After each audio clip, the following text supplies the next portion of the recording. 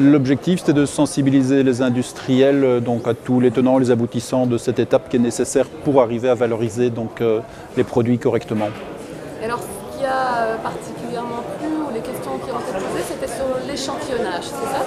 Oui, donc il y a eu des questions, des remarques sur l'échantillonnage parce que c'est un point qui est parfois sous-estimé par les industriels. Or, il faut comprendre que si on fait des analyses, des essais qui ont une certaine valeur commerciale et que l'échantillon de départ n'est pas représentatif, en fait, on perd un peu son argent. Donc, c'est un point sur lequel il faut être vigilant, il faut être attentif. Et alors, c'est quoi? Quelle solution vous pouvez donner pour faire justement un bon échantillon?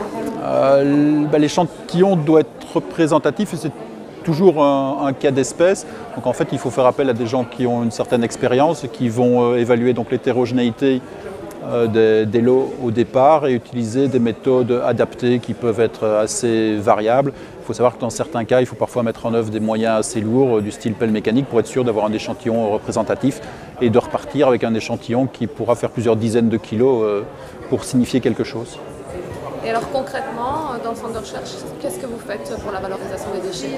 Alors en tant que centre de recherche, pour nous l'activité principale c'est de la caractérisation accompagnée de conseils, donc ce n'est pas des analyses, on n'est pas juste des vendeurs d'analyse, mais donc on conseille, on explique donc les résultats des essais pour qu'ils puissent être utilisés à bon escient par les industriels.